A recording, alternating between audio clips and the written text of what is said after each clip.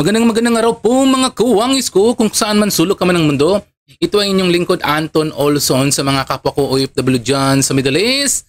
Yumkin Said sa mga naka-subscribe na sa akin.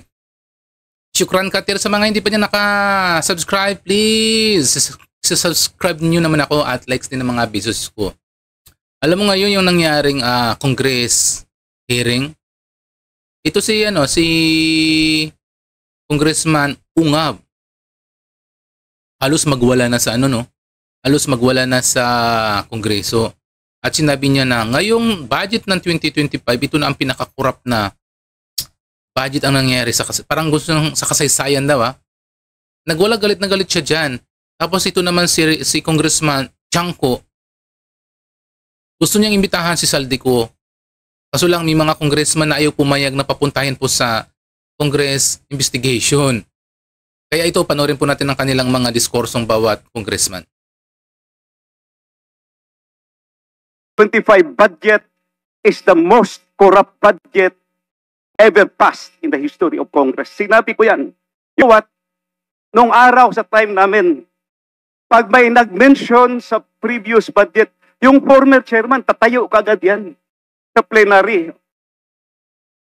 Magsasalita, question of privilege, individual and collective privilege, i-explain kung anong nangyari. Mr. Chairman, August 4 ako nagsabi, 2025 budget is the most corrupt budget. Hanggang ngayon, wala akong narinig na denial man lang sa previous chairman o sa previous members ng committee. Does this mean na hindi nila kaya i-dispute yung sinabi ko na 2025 budget is the most corrupt budget ever passed in the history of Congress? So I second that motion, Mr. Chairman. I am objecting on the motion. I am objecting on the motion. Chairman, I would like to know the reason why, because I would like to find out if we're going to invite them here, are they resource speakers or they are members of the House of Representatives? Are we going to ask them questions? Are they going to answer it? We'd like to find out. So kung isang congressman, sabi nyo kanina kahit sino masagasaan, wala tayong sasantuhin, kahit congressman, kahit senador. Kung ang congressman hindi pa pwedeng maging resource person at hindi natin pwedeng pa-testify under oath, di ibig sabihin sa usapang to, exempted ang congressman. So paano tayo mag-iimbestiga? Paano tayo? Number one. Number two, Mr. Chair, here is the USB. Sinasabi, paano nagkaroon ng insert? Under the name of Congressman Saldico, ang insertion sa BICAM as proponent siya is 13,803,693,000. And we do not want to invite him as a resource person. Mr. Chair, sorry. Comsec, can you show this? Para lang sabihin, Mr. Chair, with due courtesy. Wait, I have the floor. Yeah, I have the floor. Yeah, I have the floor. No, Mr. Chair. I have the floor.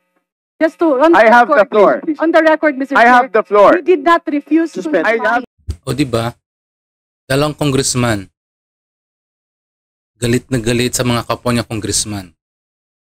Pati pangarap mga kawangis ko, parang iba na yung nangyayari dito sa Pilipinas, no? Kapag pira-pira ng pinag-uusapan, ang daming mga asungot, ang daming mga crocodile, ang daming mga Judas Barabas diyan sa mga gobyerno. Kahit sino naman, di ba? Kahit sino naman, kung yung pangalan mo nasasangkot kahit congressman ka pa, kapag senado ka pa, kapag pangalan mo nasasangkot po sa katiwalian, kailangan ipatawag dyan. Nagkataon lang si Saldico ay isang congressman. Ito kailangan ipatawag ang inayupak na yan, di ba? But ipatawag dyan. Kaya pabor ako sa sinasabi ni Congressman Chanco na ipatawag dyan para alamin kung ano ba ang nangyayari. Kasi parang lumalabas siyang resource person. Kaso lang, yung pangalan niya na nadadrag, si Saldico. Sa bilang isang, contractor naman yan si Saldico Kaya nga kakampiyan ni Romualdez Kaya payag ako na sa mga sinasabi ni Chanco na lahat po ng mga resource person, congressman man o hindi, kailangan ipatawag dyan sa Kongreso. Ito naman si Abante atras. Nako, mayroon pang nalamang I'm objecting. Ito si Garina. Si Garina, akala mo kung magsalita, akala mo walang katiwalayan sa nangyari dati rin, no? Dati yung Secretary PhilHealth yan. Dati yung Secretary yan sa ano yan sa DOH yan, si Garen. Sa panahon ni Noynoy Aquino ako nagkakamali. Siya po ang hindi pumapabor na ipatawag yung mga congressman na sangkot po sa katiwalian dyan sa Kongreso. Hindi yan, siya po ang nag-o-object silang dalaw ni Abante yata. Tingnan mo, ayaw niyang pasagutin. Ayaw niyang, parang gusto niya pang kunin ng minuto ni Congressman Chanco. Kaya ito si Chanco talaga magwawala kasi nga hindi niya pa nasasalita lahat ang gusto niyang sabihin. Dito naman si Garing gusto pang umiksi na sa gitna, di ba? Kaya sinabihan ka ng I have the floor. Grabe ang lupit, no? Tapos tignan nyo, ang inimbestigan nilang mga resource person, yun din ang mga resource person na pinatawag rin sa Senado. Ano yan? Paulit-ulit. Ayaw dang, di ba, tignan nyo tignan nyo yung eksena ni Garen. Ayaw niyang ipatawag si Saldico. Kasi daw masisira yung Siyempre masisira yung Congress. Kasi daw parang kahiliran nila lang sa posisyon tapos ipapatawagan daw mga tanong ang pwedeng itanong, di ba? Parang ganon. Bakit si VP Sara binuto ng buong sambayanan, binuto ng nationwide? Hindi kayo nagdawalawang isip, hindi niyo sinabi na hindi na pwede itong interviewin to, hindi na pwedeng ipatawag sa Kongreso kasi nga Vice President. Hindi kayo nagdalawang isip. Pero ito kay Saldico nagdalawang isip ka pa na binuto lang naman siya ng distrito nila. Distrito lang bumubuto, mga congressman, distrito lang naman ang bumubuto eh. Pero kung umasta, akala mo binuto ng buong Pilipinas eh. Ngayon ipatawag niyo para magkaalaman na niya. Nakala ko transparent ang nangyayari sa mga budget. Patawag niyo. Nako, in-expose na yan ni Bongbong Marcos regarding about sa sa flood control at sa mga bilyon-bilyon na mga pera ang nawawala sa gobyerno. Tapos ngayon, may mga congressmen pa na uma-against na huwag ipatawag ang mga kongresista. Ano yun? Anong tawag doon? Baka lang baka kasabwat din sila dyan. Tingin ko kapag uma-against yung mga kasabwat din sila yan eh. Ayaw lang ayaw lang madiin yung pangalan nila.